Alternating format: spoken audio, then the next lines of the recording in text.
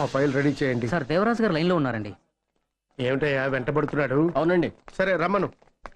నా వెనకున్న 52 మంది ఎమ్మెల్యేలతో సహా మళ్ళీ మన పార్టీలో చేరుతున్నట్టుగా వాళ్ళందరితోటి సంతకాలు పెట్టించి గవర్నర్ గారికి అందజేయబోతున్నటువంటి లెటర్ ఇదిగోండి. ఇప్పుడు నా పదవికి వచ్చిన నష్టం ఏమీ లేదు. నిన్ను కలవమని చెప్పింది పాండు గురించి ఏదో కొత్త విషయం చెప్తాను కదా, దాని గురించి. పాండు కొత్త పార్టీ పెట్టబోతున్నాడు. నమ్మమంటావా? నీ పదవిని కాపాడింది తనేనని బాగా పబ్లిసిటీ చేసుకుని పబ్లిక్ సింపతి కొట్టేశాడు. ఒకటి, తన పుట్టినరోజున మిమ్మల్ని పిలవకుండా మీ పార్టీ ఎమ్మెల్యేలందరినీ పిలిచి ప్రత్యేకంగా పార్టీ ఇచ్చి తన వైపు ఆకట్టుకున్నాడు. ఇది 2, 7 ఏళ్లు దూరంగా ఉంచిన తన సొంత తమ్ముణ్ణి పిలిచి దగ్గరకు చేర్చుకుని సిటీలో ఉన్న రౌడీలందరినీ తన క్యాంపులో చేర్చుకున్నాడు. ఇది 3. లేటెస్ట్ గా 100 పెళ్లిళ్ల కార్యక్రమం పెట్టుకుని అన్ని వర్గాల ప్రజల సింపతి కొట్టేసి ఇదండి నా ప్రోగ్రెస్ రిపోర్టు అని చెప్పకుండానే జనానికి చెప్పేస్తున్నాడు. లేబర్ వాళ్ళ ముందు మిమ్మల్ని దోషిగా నిలబెట్టి తన విశ్వరూపం చూపించాడు. మర్చిపోయారా?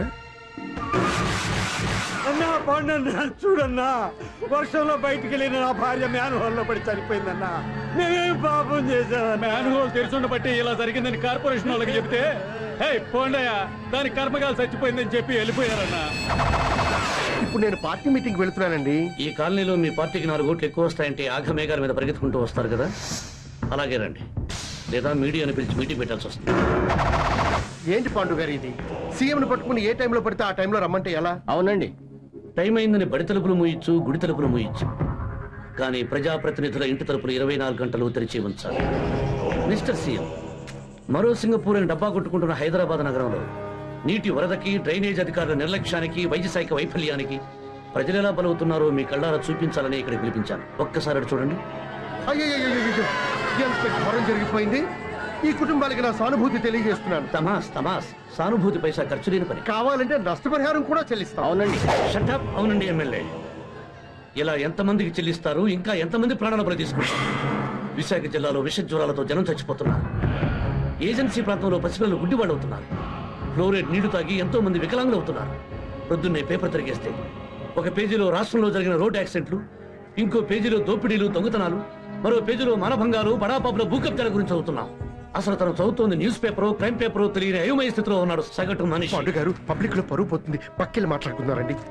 తెలియనివ్వండి, ఈ ప్రజలు ఓట్లేస్తేనే కదా మీరు గెలిచింది. మర్చిపోయారా? మిమ్మల్ని సీఎం చేసింది మీ సుఖాలు చూసుకుంటారని కాదు, ప్రజల కష్టాలు తీరుస్తారని. అందుకని ఇలాంటి చిన్న చిన్న విషయాలు కూడా నన్ను పిలుస్తారా?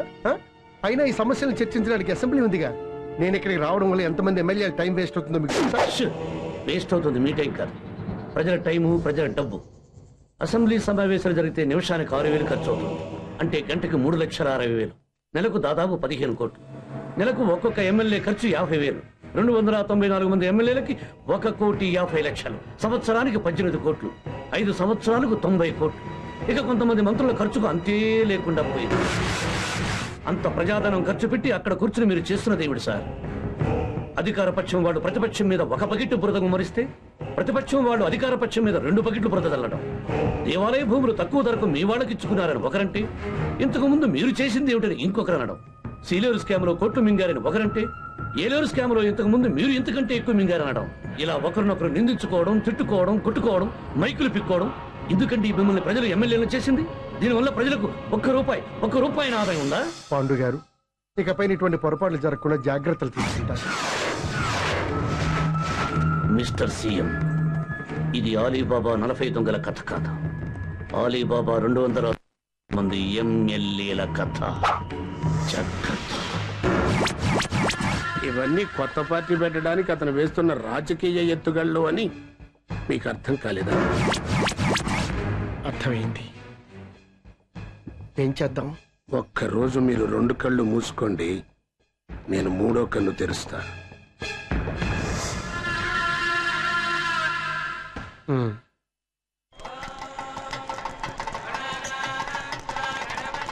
అన్న ఇంకా రావట్లేదండి, ముహూర్తం దగ్గర పడుతుంది.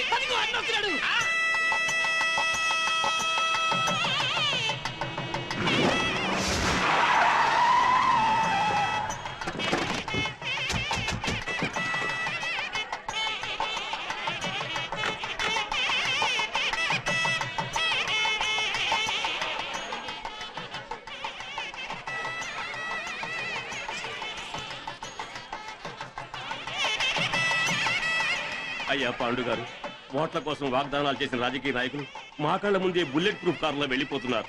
రౌడీ అని ముద్రపడ్డ మీరు మా నుండి ఏ మామూలు అడగకుండా మా పిల్లలు వెళ్ళి ధరిపిస్తున్నారు బాబు. అందుకే మాస్టర్, చెల్లని రూపాయి గీతలు ఎక్కువ, చెత్త రాజకీయ నాయకుడికి మాటలు ఎక్కువ అని అంటారు. నాకు నచ్చిన పని నేను చేసుకోవడమే నా క్యారెక్టర్. మీరు చల్లగా ఉండాలి బాబు.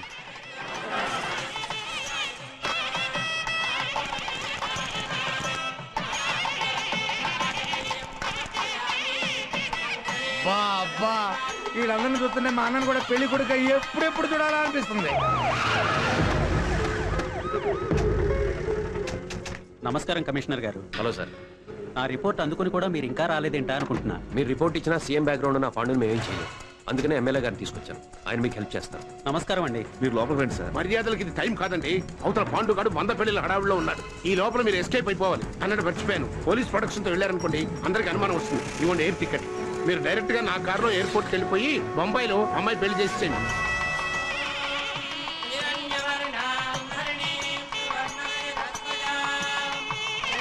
అన్నా అన్నా అన్నా అన్నా ఇలా అయ్యన్నా చూడండి ఎలా ఉంది. ఇలా అయ్యన్నా.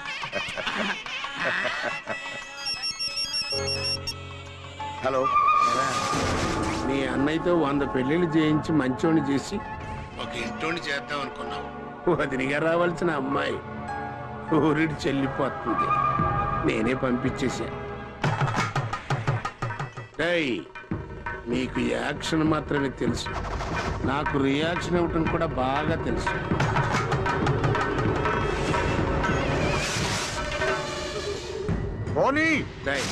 సూర్య అక్కడికి వస్తాడు, లేపేయండి. ఏమయ్యా, అన్నదమ్ములు ఇద్దరు కలిసి ఉంటే వాళ్ళ ఎంట్రుక ముక్క కూడా పీకలేమన్నావు కదా, ఇప్పుడు వాళ్ళిద్దరిని ఎడదీశా.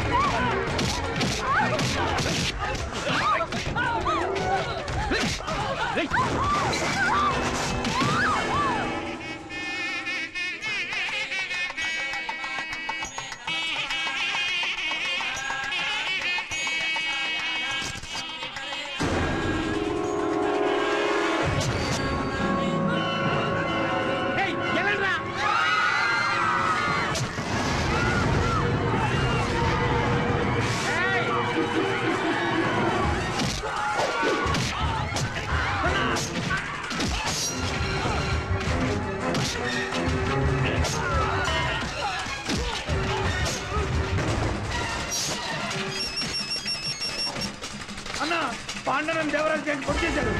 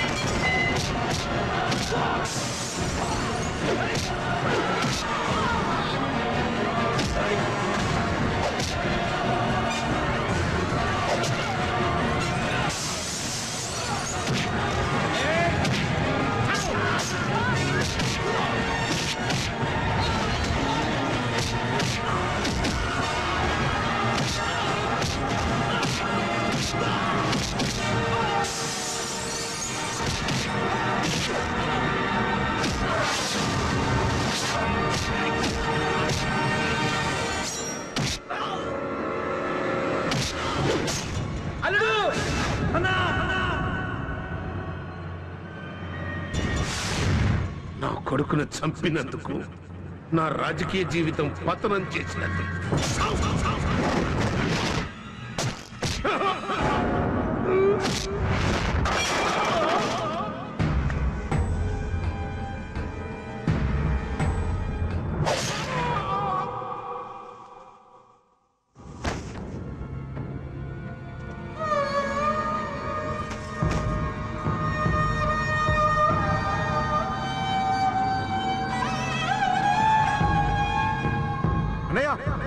అన్నయ్య అన్నయ్య అన్నయ్య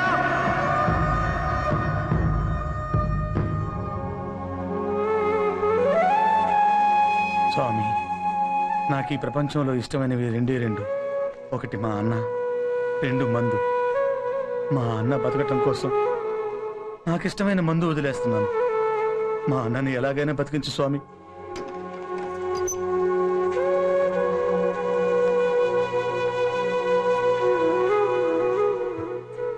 అన్నయ్య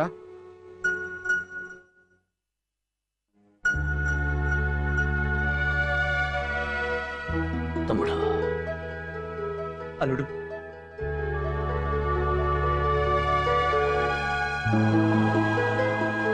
చూసావు తమ్ముడు, నేను బతికేశాను. తాళి కట్టకుండా నేను చావనురా. నాకు ఇలా జరిగిందని కావేరికి చెప్పకండి, కంగారు పడిపోతుంది. కంగారు పడదురా, సంతోషపడుతుంది. మావయ్య నువ్వు నన్ను ఆపద్రా, వాడికి నిజం తెలియాలి. రే పాండు, ఆ అమ్మాయికి నీ మీద ప్రేమ లేదురా, నువ్వంటే భయం.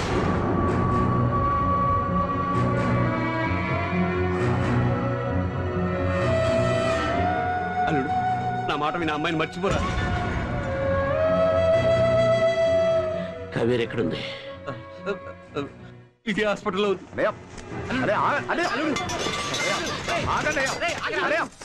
మాట విను అన్న, వద్దనయ్య అన్న, తొందరపడు. తమ్ముడు, కావేరి రూమ్ లో ఉంది. అంటే స్పెషల్ వార్డ్ లో మాట వినయ్య. అంకుల్, ఆ పాండు కావేరి మెళ్ళలో తాళి కట్టడానికి వస్తున్నాడు. కావేరి, ముందు మీరు ఇక్కడి నుంచి వెళ్ళిపోండి. పదండి, అరే.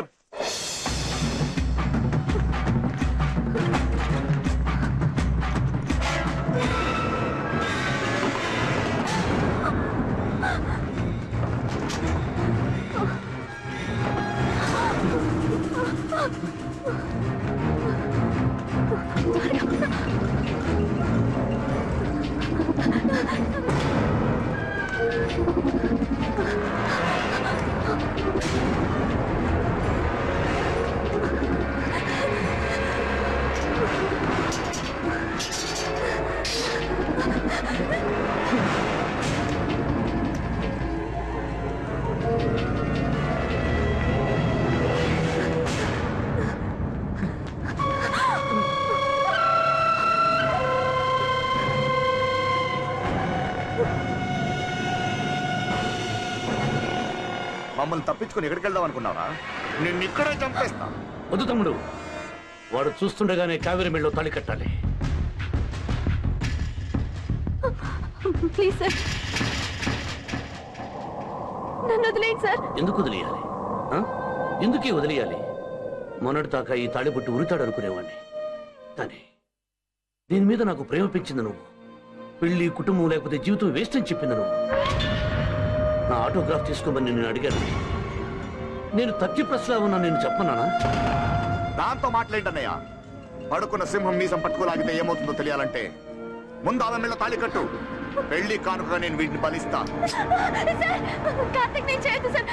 చెప్పండి ప్లీజ్. వాడి మీద అంత ప్రేమ ఉన్నదానివి నాకు ప్రేమ పిచ్చి ఎందుకు ఎక్కించావే?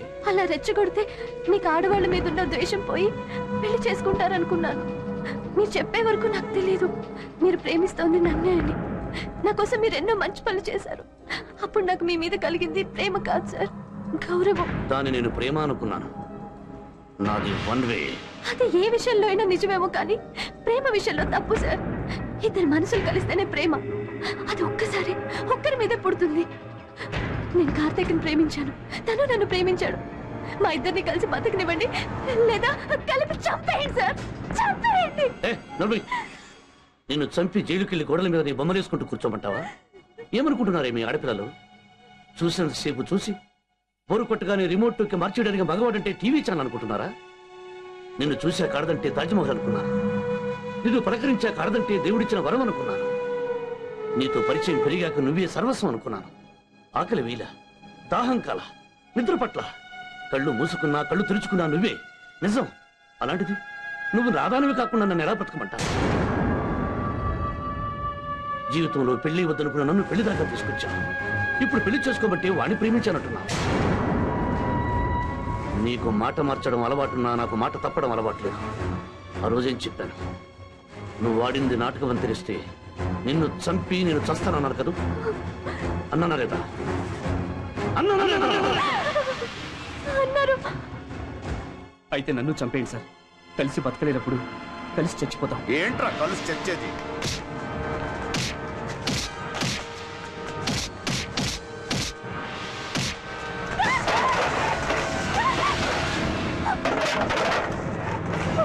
ప్లీజ్ సార్, కాపాడండి సార్. సార్ సార్ సార్ ప్లీజ్ కాపాడండి సార్. వద్దనే, వాటిని చావని. ముందు ఈమె మీద తాళి కట్టు. Sir sir sir please sir.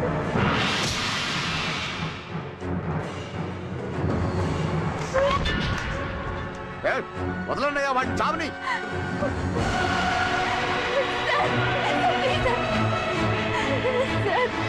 కాపాడండి సార్. అన్నయ్య వదిలే.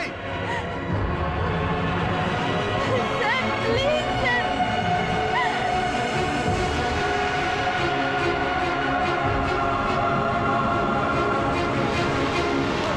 ఏంటన్నయ్య ఇది?